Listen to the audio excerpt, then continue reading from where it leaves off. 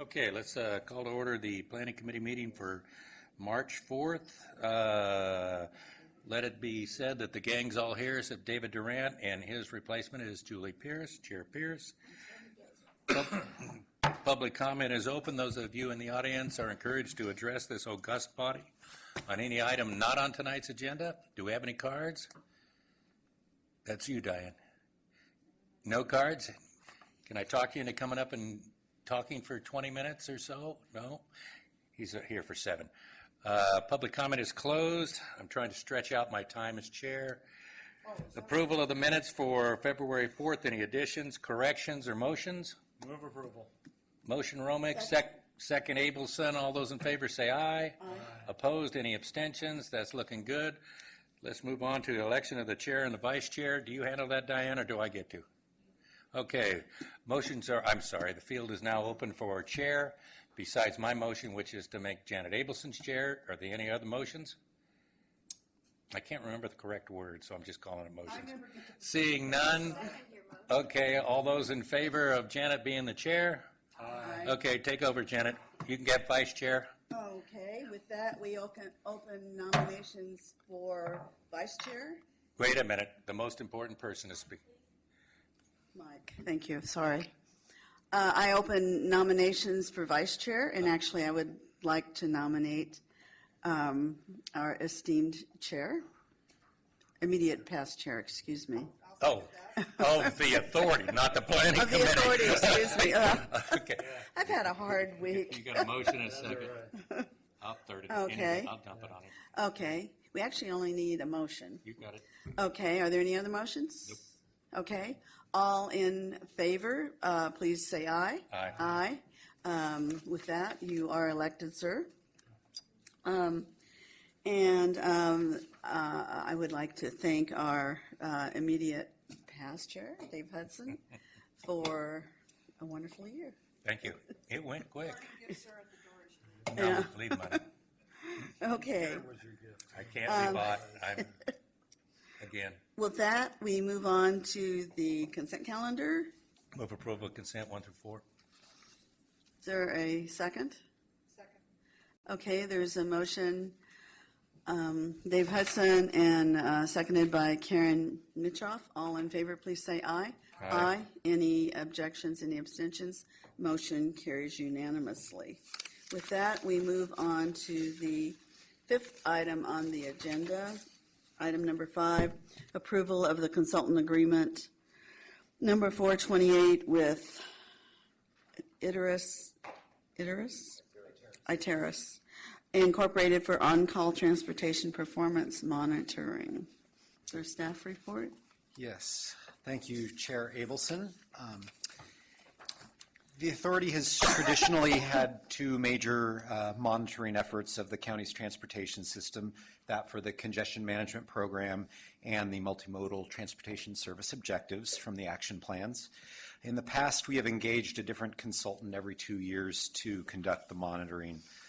Starting with the 2015 congestion management program monitoring, staff decided to engage one consultant to conduct the next 2 CMP monitoring cycles along with the MTSO monitoring, as well as retaining a small budget for any on-call transportation monitoring tasks that may arise over the next few years.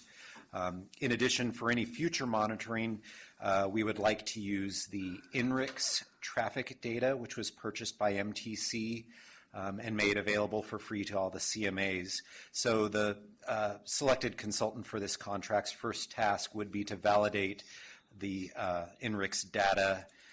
INRIX is a big data traffic counting firm, basically. So we want the consultant to validate the INRIX data against our known traffic data to make sure it meets the standards of accuracy for Contra Costa County. So when we released RFP 14.3 back in December, we were looking for a consultant that was familiar with these big data sets, had a high level of quality control standards in place, and has experience conducting similar monitoring of multimodal transportation performance. Responses to the RFP were due January 26th, at which time 4 teams submitted proposals. We received proposals from teams led by Iteris Incorporated, DKS Associates, Kittleson Associates, and TJKM. All 4 teams were deemed to be qualified based on their written proposals, and all were invited to interviews held last month on February 4th. A consultant selection panel was convened, comprised of authority staff, staff from the county, and MTC staff. The panel selected the team led by Iteris of Berkeley as the most qualified for this effort, as they bring extensive experience in similar monitoring efforts around the Bay and analyzing these big data sets, as well as an established knowledge of CCTA's technical procedures and practices and policies, plus an extensive quality control process in place, and their aggressive schedule for completing the work on time and under budget was in place. So staff is recommending approval and contract authorization for Iteris to conduct the CMP and MTSO monitoring, as well as the on-call efforts. Thank you. I can take any questions that you may have. Are there any questions from the committee? Second. We do need to hear from the audience, yes. So we have a motion by Julie Pierce, right? And seconded by Dave Hudson. And at this time, I'd like to call for comments from the audience. I don't have any speaker slips. Are there any comments from the audience? Wait, she's got to vote. What? You made the motion. You can't leave yet. Okay, not seeing any comments from the audience, I'll bring it back to the committee. Are there any comments from the committee? And we have made a motion already, and I think we're ready to vote, just because there's been a new person arrive. We are on item number 5. Okay, and all in favor, please say aye. Aye. Aye. Okay, I'm not sure who voted, but I No, hear no, it's only. Julie. Was We can't Julie? have Okay. 6, can we? So those voting included Julie for the record, and did not include Dave Durant. And everyone voted aye. So with that, the motion is approved. Chair Abelson, And then, I would just like to introduce Kavya Sambana. She is going to be the project manager for Iteris, and she's here tonight to introduce herself. thank you. Do the wave. Do the wave. She's doing the monitoring on her way here. Yeah, I caught one. Just for the record, could you come to the mic and say that, because this meeting is being recorded, correct? Yes. And the audience can't hear unless, And say how we. Hello, I'm Kavya and I represent Iteris, and we're very excited to have been selected on this, and we'll make sure we do our best job in monitoring all the congested segments in the county. Thank you. thank you and welcome. Okay, with that, we will move on to the next item on the agenda, which is item number 6, approval of 10 cooperative agreements and 4 consultant contracts for the priority development areas, grants. Is there a staff report? Yes, there is. Okay. Thank you, Chair Abelson. As part of Resolution 4035, MTC allocated $2.745 million to Contra Costa to fund PDA planning grants in the county. In 2014, the authority first contracted with 2 contract planning managers to help us oversee the program, and then in September approved a list of 10 PDA planning grants, and they're listed in the first table in the board letter, and 5 consultant teams. In the last 4 months since September, we've been, especially the contract managers, have been working with the local jurisdictions, the sponsors, to decide first who they want to work with, which consultant team, and then to work on a scope of work, a more detailed scope of work. We'd ask them to prepare summary scopes of work, but the summaries are pretty long. They're in your packet tonight. There are 48 pages of them, and they went into quite a bit of detail the consultants and the sponsors developing what they want to have happen. So altogether, there's $2.716 million that was requested. That leaves $29,000 left over, which we're proposing to put as a contingency for each of the contracts. In the second table, you note that there are 4 teams, Arup, Perkins and Will, Opticus, and Ramey, who would be agreements 422 through 425, and they would have there's the grant amount, and then there's the share of the total requested, and we use that share to determine how much contingency we'd add to each contract. So you see the Arup has 1.16 million, 101,000 for Perkins and Will. We'll be doing Oakley's study. Opticus is 825,000 and 657,000 for Ramey. They're going to be doing one project, and that's the North Walnut Creek downtown specific plan. Right now, we've prepared co-ops for most of the sponsors. There'll be a co-op between each of them. There's still some things we have to work out on the San Ramon one, and we're working out the contracts with the 4 consultants. We've got comments from them and what they want to change, and we've been talking about what changes we can accept, especially given that we have new direction from Caltrans. These are federal contracts, and there are certain requirements that we must include in the contract. So tonight we're asking for you to approve the 4 cooperative agreements with Oakley, Contra Costa County, Martinez, Moraga, San Pablo, Concord, Lafayette, El Cerrito, San Ramon, and Walnut Creek, and the 4 consultant agreements with Arup, Perkins and Will, Ramey, and Opticus. Okay. Are there any questions from the committee? Okay, there's a motion by Karen, seconded by Dave Hudson. And at this time, let's see if there's any questions from the audience. I don't have any speaker slips. Okay, are there any? Seeing no questions, I'll bring it back to the committee. Are there any comments? Ready to vote? All in favor, please say aye. Aye. Any objection or abstentions? Motion carries unanimously. That was item number 6. And with that, we'll move on to item number 7, which has several parts.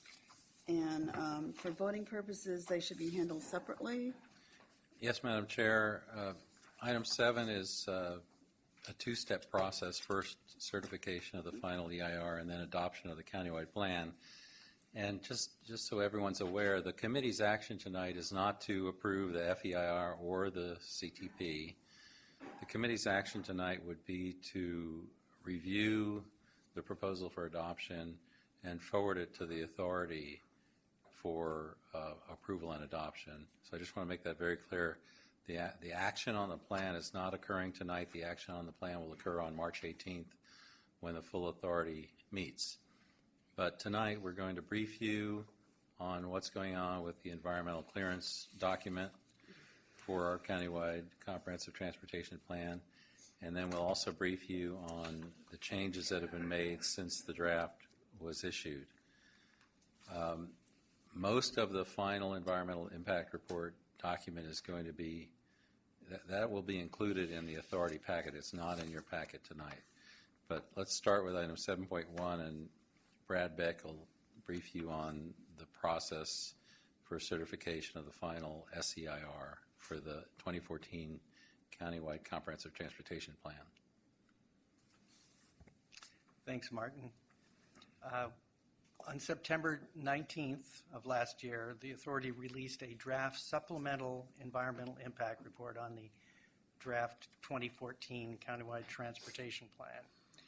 We took the approach of developing a supplemental environmental impact report because, and CEQA, that is allowed under CEQA, because the programmatic nature of the environmental assessment, the level of detail that was provided in the 2009 CTP EIR, the modest scale of new projects, and the few changes in the physical and regulatory setting for the CTP since 2009. As in the 2014 EIR, the 2014 draft supplemental environmental impact report analyzed 4 alternatives. The required no project alternative. Alternative 1, which is emphasized improving freeway performance. Alternative 2, that emphasized improving transit service. And alternative 3, which we called the greenhouse gas reduction alternative, which focused on increasing parking prices, encouraging the completion of the countywide bicycle network, and thereby increasing bicycle ridership, and also TDM efforts to increase telecommuting. The impact analysis, we found 5 impacts as in the same as we found in the 2009 EIR that were significant.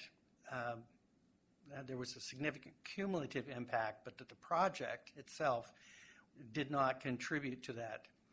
That the impacts were the result of forecast growth in the region and not from the plan itself. And in fact, in the case of greenhouse gases, the impact of the 2014 CTP was positive. And those are listed on page 7.1-3 in your packet. We found one that was cumulative significant when the project contribution would also be cumulatively considerable, and that related to cumulative noise levels. And we identified, as also like in the 2009 CTP EIR, 3 significant and unavoidable impacts on altered views, short-term noise impacts from construction projects, and the potential conversion of important agricultural lands from new transportation investments. In response to the draft SEIR, we received 8 comment letters and 2 comments made at public meetings, and those will be responded to in the final SEIR response to comments document, which we'll be sending out to commenters this week to meet the required 10-day review period for commenters. The resolution, one thing I'll note that in response to one of the comments, we have added a discussion of what would happen if we developed the plan now, and what would be the effect on existing conditions. And we found, in terms of the transportation impacts, that vehicle miles traveled and vehicle miles traveled per capita would go down, vehicle hours of delay would go down, speeds would go up, transit ridership would also go up because of the transit improvements in the 2014 plan, and the drive-alone share would also go down.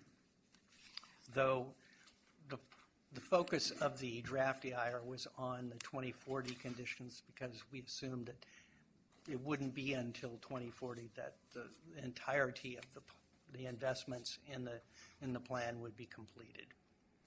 So the resolution that's in your packet, 1509G, would certify the final EIR, and if you adopt, if the authority board adopts the resolution, it would certify that the final EIR has been completed in compliance with CEQA, that the authority reviewed and considered the information provided, and that the final SEIR reflects the independent judgment and analysis of the authority.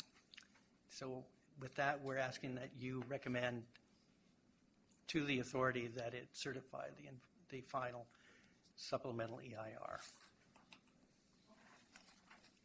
For item 7.1. Yes. Okay. Are there any questions from the authority members? Okay. I do have a speaker slip, so I'll go to that at this time. And that's from David Schonbrun, and he's, if you could use the mic, please, David.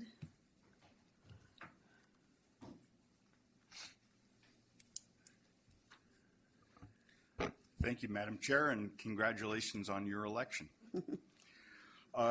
Your legal counsel will tell you in closed session that there's no way any court will ever find this SEIR adequate.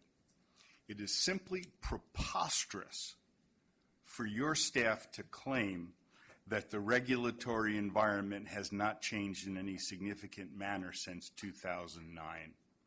There has been a complete revolution in policy in response to concern about the impacts of climate change on future generations. This is widely recognized as an equity issue that the emissions that the present generation continues to put out will gravely injure future generations, and it's just not fair, for one thing. And so SB 375 linked transportation and land use. It put forward all kinds of ideas, and in particular, it said that you are to reduce emissions more than the state will achieve through its vehicle efficiency and other statewide measures, that you have to change that through your land use. And it's clear that that's not happening here. Your staff report just now claims that the EIR will show VMT dropping. I flatly don't believe that, not with the growth in population and not with your current land use patterns. So at a minimum, if that's such a radical change from the draft, that it would have to be recirculated.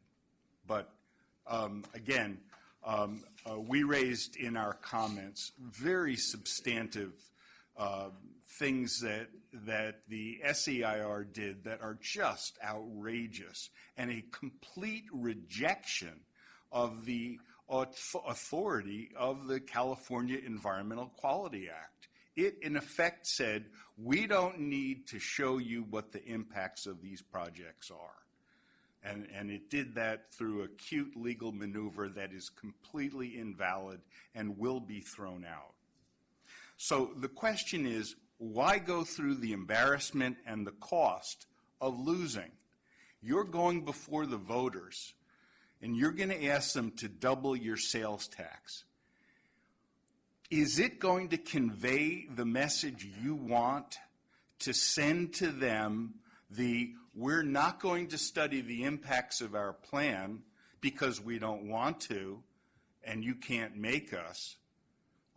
That's essentially the message of the SEIR.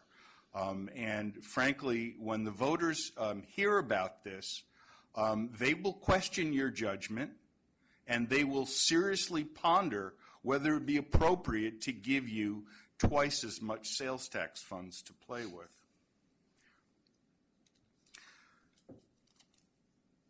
So while it was all well and good to do a gambit of attempting this approach, the question before you as a policy committee is, are you going to double down and actually go forward with this when you know that you've been caught red-handed?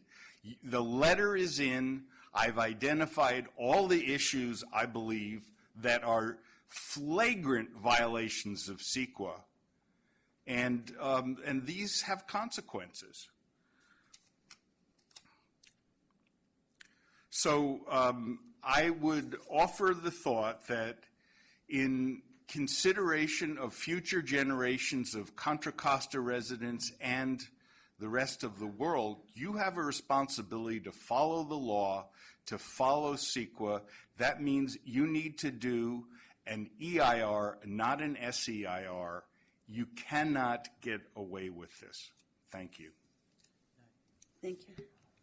Before you leave, if I can, I heard you, I think I caught the name, but. Our organization is TransDef, Transportation Solutions I missed that Defense part. and Education Fund. I didn't state it, I apologize. Okay. I did. Oh, you did. Yeah. Thank you. Are there any That is the only speaker that I have on this item, unless there are any others in the audience who haven't identified themselves. Okay, seeing none, I'll bring it back to the committee. Are there any questions? The only comment I want to make is there's been no determination because as a representative of the county, we haven't agreed that we want to move forward on any sales tax increase. So I just wanted that on the record at this point, based on this gentleman's comments, that there is, I know we're looking at it, we're analyzing it, there are thoughts out there. You don't mean based on, you mean in response to. In response, thank you. But I have given no indication, at least as far as representing Contra Costa County, that we are even willing to move forward on a sales tax increase and or continuance. So I just thought that should be part of the record. Okay, Dave? Maybe it's because half the time I'm not sure exactly where somebody's going with this, but I think he's the first person that came up and said, there is another part of SB 375 besides the Sustainable Community Strategy and the Transit Livable Community. Unfortunately for us, we don't really get to look at it with the Sustainable Community Strategy as far as it pertains to transportation or ABAG. We also sit on that one as well as the Air District now.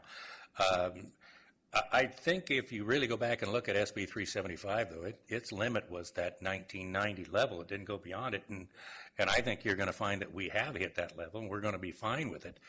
I think where we're being challenged here is the SEIR adequate, or somehow by law we have to do an EIR, and all I've heard so far is we're discussing climate change, and I think we've done that. I really do. In fact, I think we went overboard on it. This is the first time I've seen somebody actually looking at the particulate matter, which bothers me to no end because greenhouse gas is not the only climate change issue. Particulate matter is the number 2 cause of climate change. Nobody ever wants to talk about it. It's like, I guess it's not sexy enough to sue about, or it doesn't come up. I think when we get through with, I call it 7 Part B or whatever we're looking at, we're going to have to make the decision, that's the way I understand it, of whether what we're doing to this point is adequate enough to send to the full board. So maybe when it gets to the full board, there'll be the discussion whether the county wants to be in or whether or not. I mean, I've read this thing too many times, and I've probably read SB 375 way too many times, and think that we have done it. I know as far as my city we have. I mean, we got more plans to take care of this and vehicle miles traveled than in the 25 years I've been doing this we've ever discussed it, and I think we're pretty much on top of it, and I think as I look down and see some nods, other cities are doing the same thing. So, I mean, and I'm trying to get this out because I believe we got the same speaker coming back for Part B, is if he wants to address what my feelings are at this point, so be it. But I think that if the issue is going to be whether or not we should ask for a full EIR versus a supplemental, I just went through it with the Air District, and I'm going to side with the supplemental. I think that we're adequate with it. So if there's something more on Part B when it comes up, so be it. Other comments? Dave? Yeah, thank you. Dave Durant? Thank you. Let me augment what Commissioner Hudson had to say, because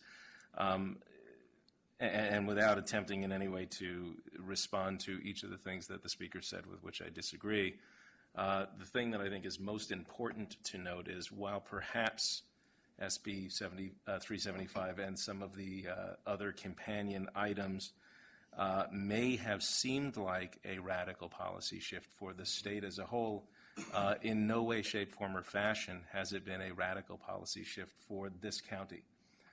And what we have done both through measure, sorry, there's a little net, sorry, away from you.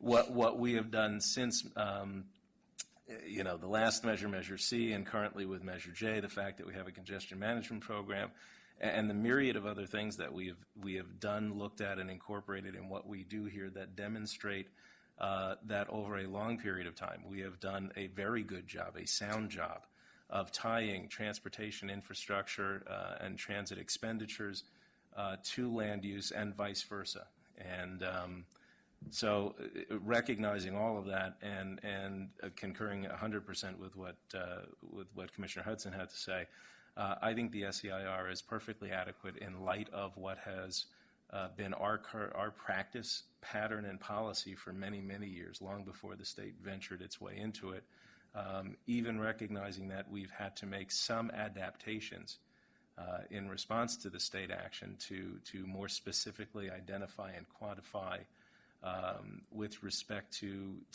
our air quality management and things like that. But the fundamentals have not, from my perspective, changed in terms of what we've been doing as a board and as an agency for the people of Contra Costa County for a really long time, well before the state decided to jump into this fray. Other comments?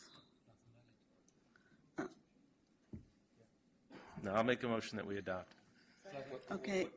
Other I, comments? that we move this to the board for adoption. Yeah. Yeah, okay. That we send it on to is what I was, thank you. Yes. I'll Do you third. wanna just sort of rephrase it for the, so Yeah, that we know I was trying exactly. to find the page that, here we are. Yeah, no, well, the recommendation is, it would be that we move the matter on for the full board to approve the resolution, right, and to certify the final SEIR. Is there, okay, second. So there's a motion by Dave Durant, seconded by Kevin Romick. All in favor, please say aye. Aye. Any objections, any abstentions? Motion carries unanimously. With that, we move on to item 7.2. Is there a staff report? Yes, Madam Chair. Martin Engelman, Deputy Executive Director for Planning at CCTA, and I'm going to present to you the proposal for adoption 2014 Countywide Comprehensive Transportation Plan. And tonight the Planning Committee is reviewing that proposal for adoption, and we're asking that your action be to forward it to the authority and recommend action by the authority to adopt the plan on March 18th. The Planning Committee may also at this time recommend changes to the CTP for consideration by the authority and incorporation into the plan. So there are 5 actions involved with this approval, and they're listed in the agenda packet on page 7.2-1. And I'll just first mention actions 3, 4, and 5 are dependent upon the previous item 7.1 and are wrapped up with the certification of the supplemental environmental impact report. So approval of the findings, facts, and supportive findings and statement of overriding consideration is something that will be in the authority packet on March 18th, but it is not included here tonight in the PC packet. Similarly, the mitigation and monitoring reporting program, attachment G, is scheduled to be before the authority on March 18th, but it's not included in your packet tonight. The main topic of tonight's discussion is the plan itself, what we sent out last August, the comments we received, our responses, and the changes we made in answer to the comments received. So we'll focus on action 1, which is approval of revisions to the draft CTP. And if this committee makes further revisions to the proposal for adoption, those will be incorporated and forwarded to the authority in a separate document. So let's go through the attachments. Attachment A is Resolution 15-10-G, making the findings under the California Environmental Quality Act, adopting overriding considerations, adopting the mitigation monitoring report, and then adopting the plan itself. So that's the kind of the order of actions that will be taken by the authority. And draft resolution 15-10-G is in your packet for review. Attachment B is the proposal for adoption, and it's included. The executive summary was included in your packet. The full plan, volumes 1, 2, and 3, they're up on the website for review. The full plans looks like this. We didn't print it out for each of you, but we hope you looked at it on the website. And we also have a full copy on the table in the back of the full plan. So the way we've done this is any changes to the text have been shown in underlined strikeouts. So these are changes from the draft that we issued back in August, and on some pages there may be a lot of changes. We apologize, and if you are disturbed by that, we can always issue a clean version if you'd like to see it in clean. A lot of the tables are revised, and in that case we just deleted the old table and replaced it with a new one because the underlined strikeout got out of hand for the tables. So I'm just going to go through the attachments again. Attachment C doesn't exist tonight, but if you have changes, we'll incorporate the changes and present attachment C. Attachment D is the 31 letters received during the comment review process, and it also includes additional letters received after November 3rd when the comment period closed. And the comments response document is posted on the authority website. It's a very lengthy document. Your packet does include, in attachment E, 4 additional letters received post-November 3rd.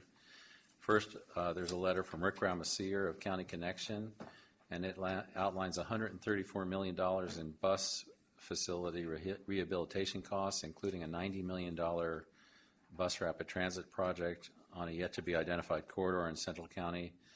And these projects have been incorporated into the Comprehensive Transportation Project List, and they're included now in Volume 3. A second letter is from Richard Marcantonio of Public Advocates. The letter from Public Advocates is in your packet. It's written on behalf of the Sierra Club and Urban Habitat. And I went to the Public Advocates website today, and it says that Public Advocates is a nonprofit law firm and advocacy organization that has been fighting the root causes of discrimination and poverty for more than 40 years by strengthening community voices and achieving tangible legal victories. Public Advocates requested 2 things. First, that we provide a prioritized list of funded projects and programs as reflected in the latest RTP, and second, that we meet with them. Regarding the first request for a prioritized list of funded projects, staff notes that this information is readily available in MTC's Regional Transportation Plan, and the question of whether something is funded or unfunded has always been addressed in our project database. But to respond specifically to Public Advocates' request, the information has been extracted from the RTP, and we now have a financially constrained project list in our Volume 3, and it is referenced in the executive summary and in Chapter 3 of Volume 1.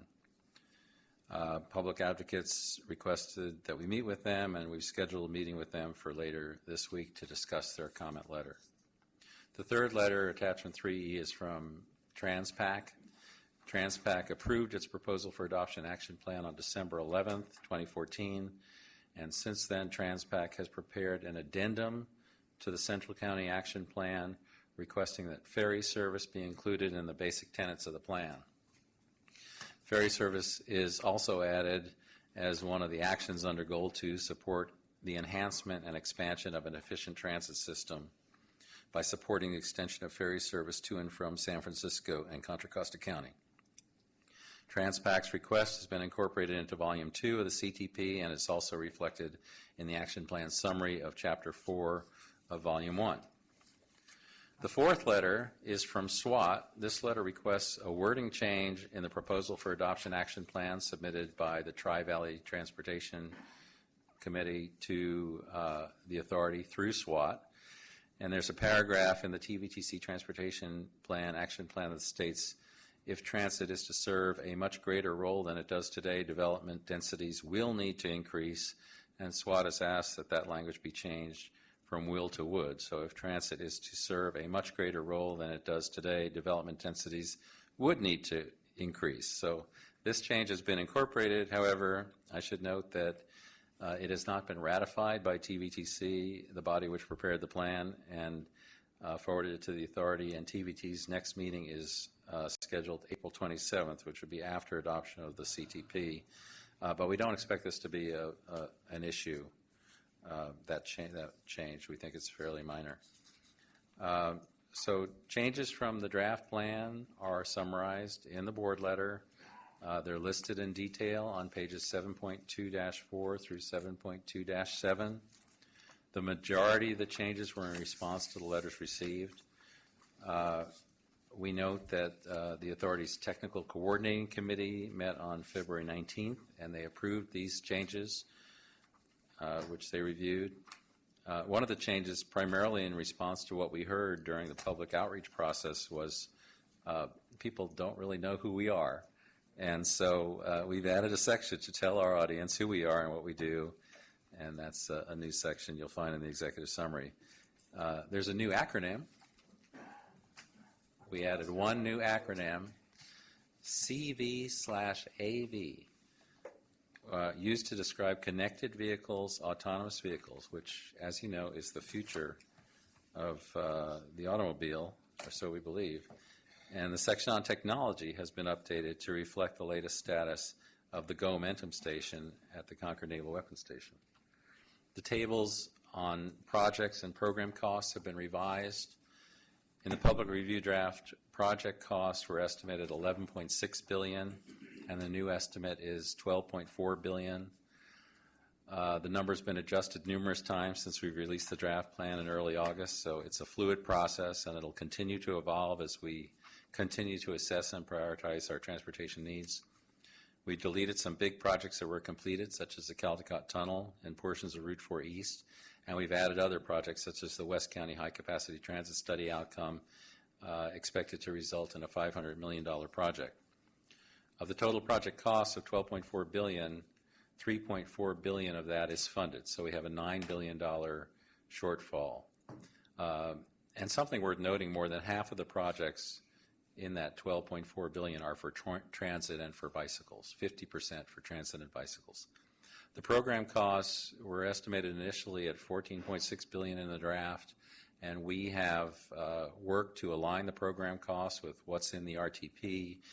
The new estimate is gone up. It's $19.6 billion, but most of that is funded. And the shortfall for programs is only $2 billion. And programs are more than 76% for transit. And that's what it takes to keep our buses and BART trains running, $17.6 billion over 25 years. So turning now to Volume 2, these are the action plans for routes of regional significance. There's West, Central, East, La Miranda, and Tri-Valley. Volume 2 is a compendium of those 5 action plans. The DKS consultant team, along with Farron Piers and C.H. Choem Hill, have developed the updated action plans. They circulated the drafts, and they received and incorporated comments. The table on page 7.2-8 of your packet shows the schedule for when the draft action plans were released, when the proposal for adoption was finalized by each Regional Transportation Planning Committee. So, recent federal legislation has been focusing a lot on performance measures. And in Contra Costa, I'm proud to say we are ahead of the curve, and it's been that way for a long time. We've used performance measures since 1995 when we first did the action plans. The action plans establish those performance measures. Well, we call them MTSOs, Multimodal Transportation Service Objectives. The action plans set these objectives and then develop the projects and programs and actions to meet them, and all the action plans drive the Comprehensive Transportation Project List, which is Volume 3 of the plan, which is financially unconstrained. The action plans have been very stable since they were released in draft form. They haven't changed much between draft and final. As I mentioned earlier, Transpac added ferries. Both Transpac and TVTC added the I-680 congestion relief and transit options corridor study, so that's now in the action plans. In East County, they added a new action to explore technologies for improved safety and efficiency, and La Miranda added a new bikeway along State Route 24 to make bicycling along the shoulder there a little safer between Wilder and Gateway. And all of the traffic data and analysis was updated to show a comparison of how the MTSOs perform, comparing local general plans to the Planned Bay Area Sustainable Communities Strategy land use. So finally, there's Volume 3, and that is the financially unconstrained project list. It has 932 projects in it. Since the draft, we've updated 500 of those. 500 of the projects were edited. 140 were removed. 150 were added. Many of these are duplicates, just cleaning up the database. And Volume 3, I should say, is a living document. It's a living database, and it'll continue to evolve as we move forward into 2015. We're going to do a congestion management program update cycle, and open up that database again. And as we do these studies for 680 and for 80, we'll have a better understanding of the projects that need to be developed through those corridor studies. And so those projects will eventually be added to our CTPL. And as we start looking for new funding sources during 2015 and 2016 to fund the $11 billion shortfall, there too we may think of new ideas. So the door is not closed on Volume 3. And just as I noted earlier, Volume 3 now includes, in addition to the unconstrained list, in the front is a financially constrained list of projects and programs. So that's the whole document, and that really concludes my report. I'm happy to answer any questions you have, and we can also take comments or changes to the plan that we'll then bring to the authority for them to see prior to adoption of the plan on March 18th. Are there any questions from the committee? Okay, I have one. Let's see if I can find it here. Does anybody else? No? Okay. On page, it's the page after 4 to 45. There's a map, and it shows, I'm having trouble reading it, W. Bart extension to Hercules, and I think what is meant by that question mark is high-capacity transit study. Is that correct? Well, I think we call it W-BART on the map, for lack of a better name. I think in the project list we call it the high-capacity transit study. In all the documents that I remember seeing where we were working on it at WCTAC, where it originated, we call it the other, what I just called it, the high-capacity transit study. We don't call it W-BART. In fact, in Measure J, when we were doing that, we said at that time, which was the beginning of Measure J, that it was too expensive to do W-BART. So I think it's confusing to use W-BART here, and high-capacity transit study would be the better terminology, if that is in fact what you're trying to refer to. Can you tell me which page you're looking at? Well, there it is, 7246. Oh, okay, the map. The map. That's the map, okay. Yeah. All right. Well, we it's actually, a we have that map study. up there. So, Matt, do you want to go? Is that the same map? I can't tell from here. Yeah, that is the obviously. same map. That's the project map, and it shows in green projects that are funded, and in red projects that are not funded, or where additional funding is needed. And I think it does, it says W-BART extension to Hercules, and you would like to change that to the high-capacity transit study? Okay. There is no project Okay. funded Okay, either way. sure. The only project that's funded is the transit study. It's a study, it's not the implementation of a project, Okay, correct? that's Yeah. correct. Yeah. So when we've been talking about, and in fact, this agency provided some funding for, as did MTC and BART, thank you very much, and WCTAC. So that, I think, that is what we're talking about. I just wanted to be clear, because when we've referred to W-BART at WCTAC, we were talking about an idea of doing a BART extension. And this could be that, but we haven't said it's that. That's what the study is about. So can I assume that will be an edit? Yeah, we can include that in the attachment that has additional revisions to the proposal for adoption. That'll be the first entry of Okay. our new attachment C. Okay. Thank you. Okay, and I think there were no other comments unless there are some new ones. So we do have a speaker slip, so why don't we go to that next? And that is from David Schoenbrunn from TransDev. Still? David?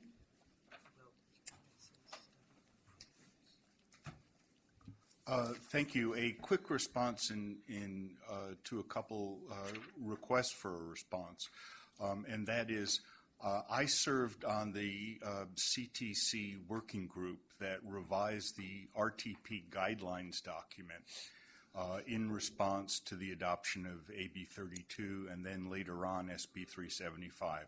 So I've been deep into this material. And the other relevant thing is the executive order that the governor did about reducing emissions by 80% from transportation. And this is relevant because of the Sandag case.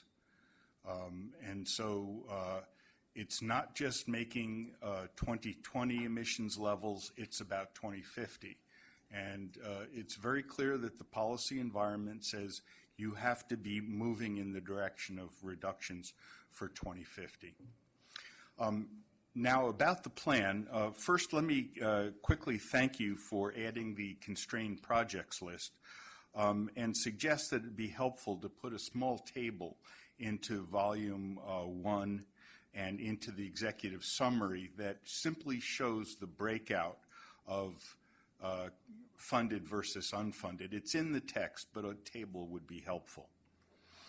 Our plan comments were structured around the plan's disclosure that VMT in 2040 would be 35% higher than it is now.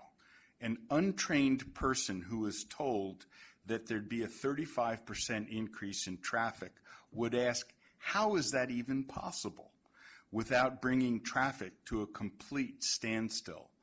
Traffic is terrible now. The plan, as it stands, is taking this county to total gridlock.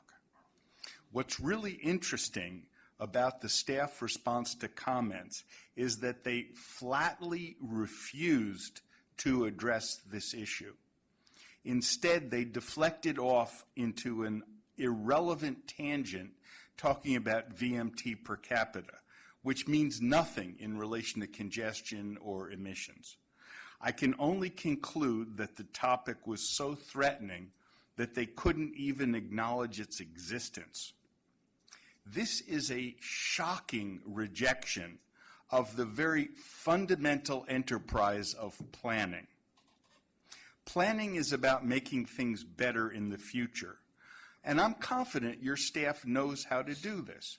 I identified in our comment letter exactly where the policy and strategies that they had included in the plan would be very helpful in moving in this direction. Of course, they have to be pulled out from amidst a lot of other things. But it all comes down to, will you let them? The plan reads as if staff was directed to do whatever it takes to not rock the boat. The problem is there is no viable way forward if land use remains as it is right now. The only way to preserve the quality of life in this county is to greatly influence future development through a much stronger growth management program. The goal needs to be minimizing the growth in future vehicle trips. This means increasing incentives for transit-oriented development and making auto-oriented development fully mitigate its impacts.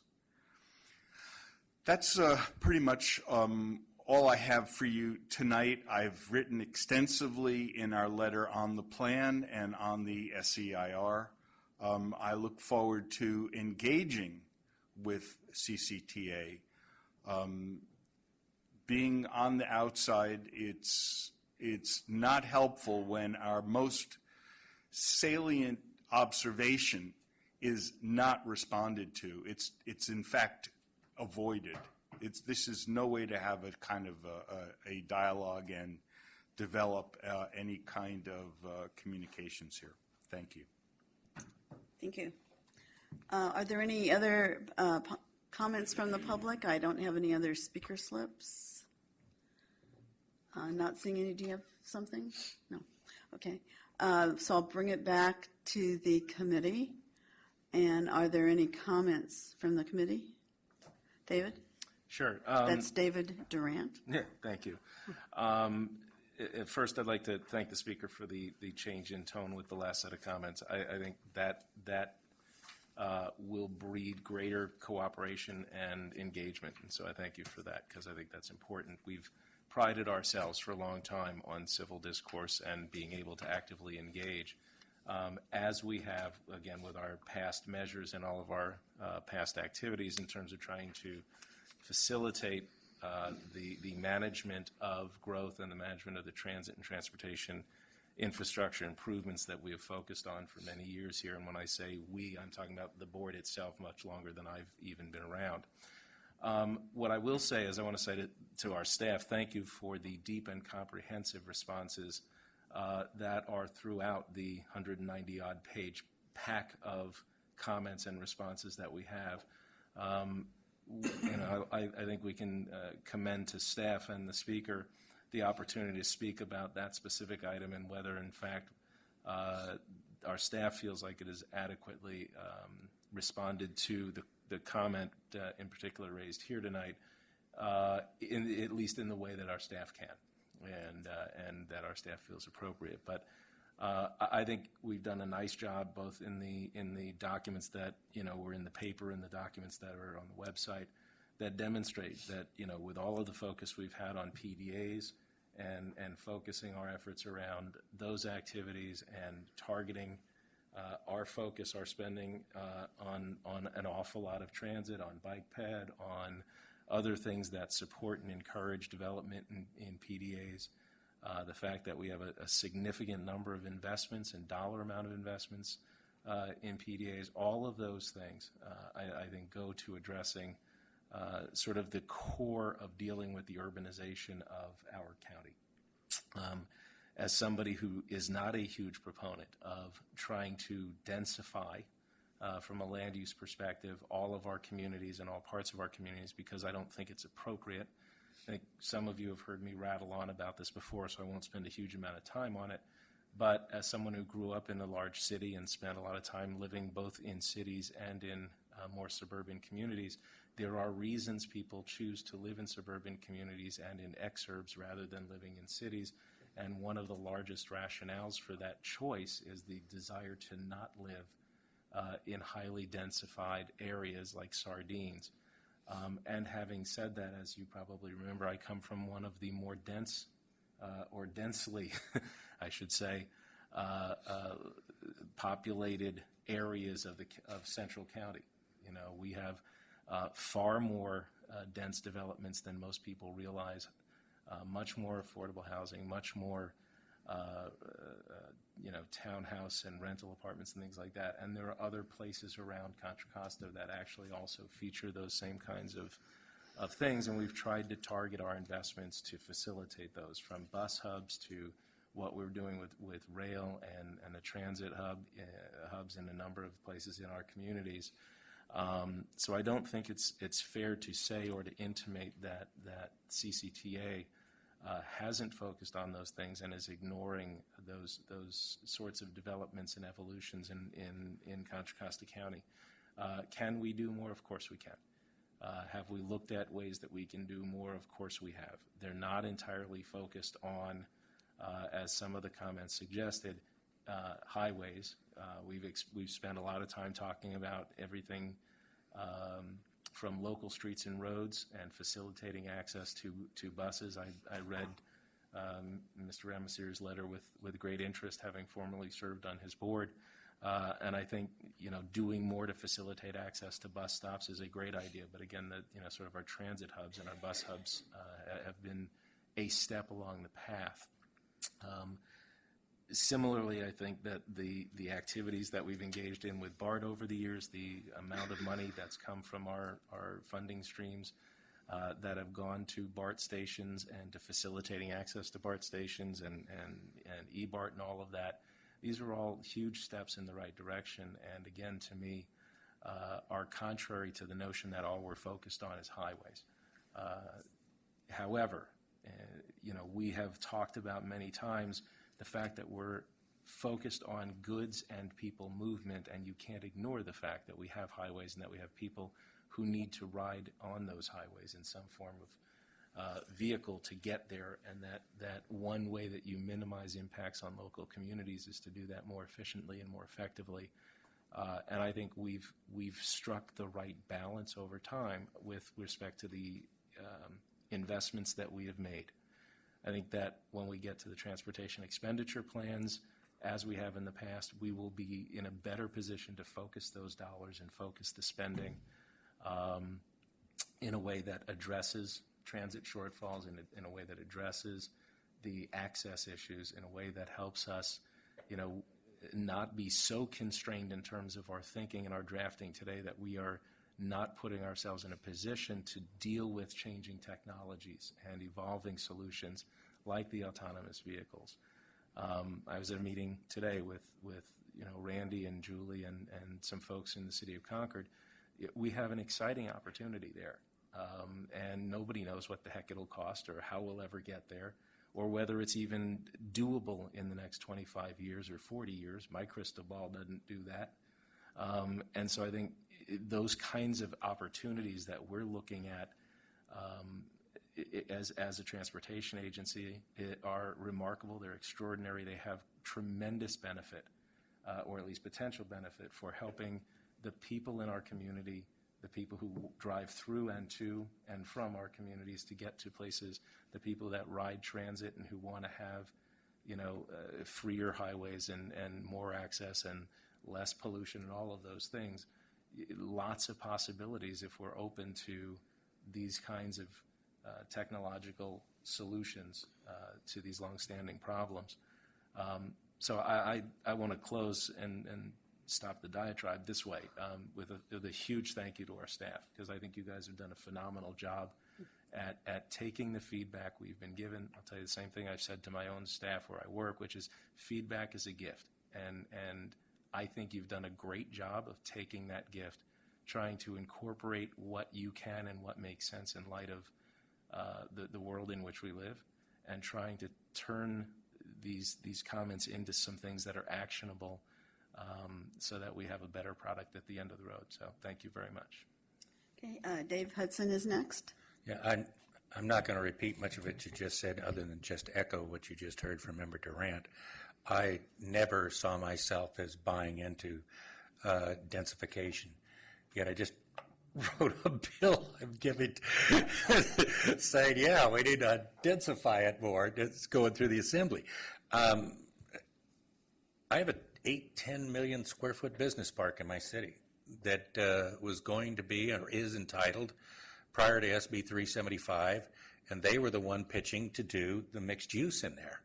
And we've done it, and you're going to see before the end of this decade 500 or 600 units in there where none were planned. And we have another specific plan behind it that has another 1,200. We only have 1,800 more homes we can build in the city of San Ramon. We're doing an 11,000 home specific plan in our east with absolutely no low density.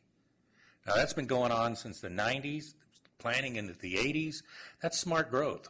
Whether I like it or not, that's exactly what they were told to do. The point I'm trying to make is we have been doing a lot of the things that I think I heard tonight we should be doing.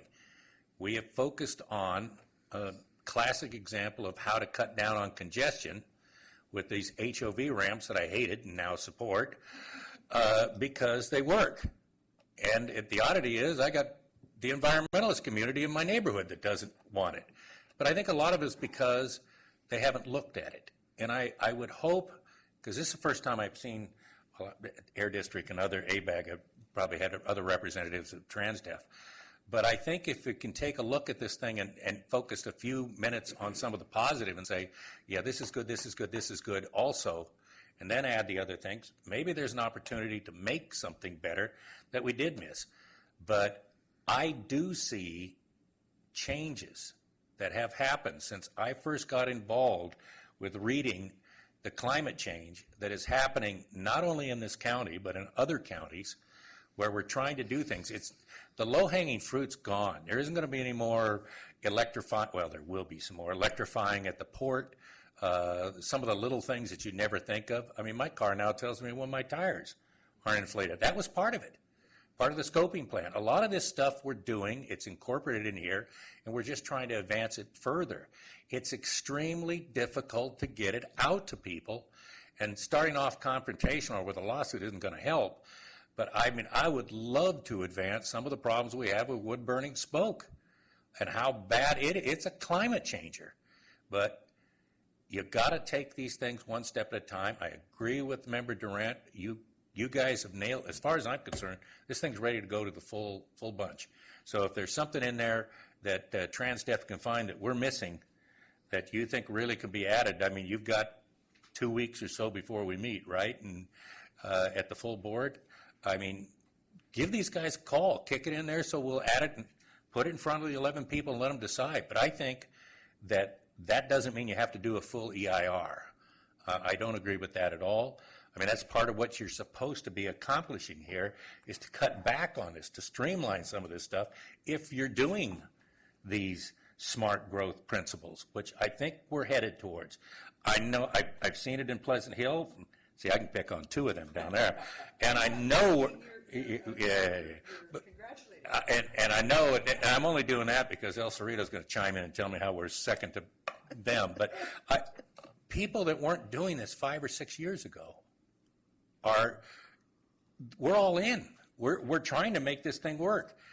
And anything that we can add to it and do it, I mean, these guys are probably sick of hearing some of this climate change stuff I'm hitting them with. But the reality is, it is in there.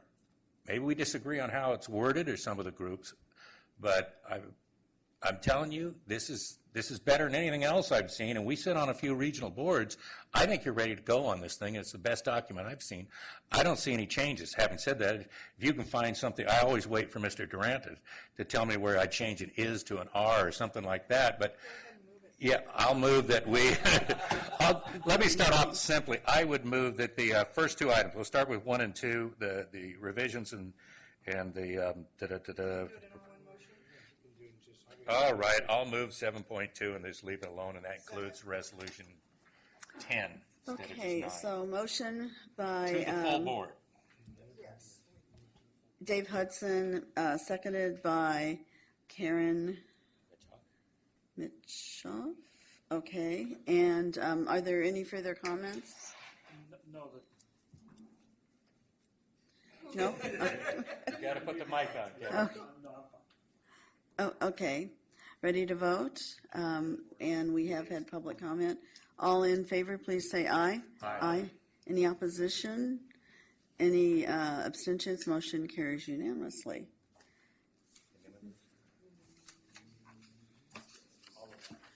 And is it clear what the motion is? No. Yeah, Yes. it's all Yes. those little things you asked for. Okay. 7.2. I wasn't sure by your expression. Okay, with that, we move on to 8.0, other business, there is none. 9.0, news clippings and correspondence are in the packet. And unless our esteemed leader has anything to say? Nope, we are adjourned until our next meeting, You sure? April 1st. You're not kidding.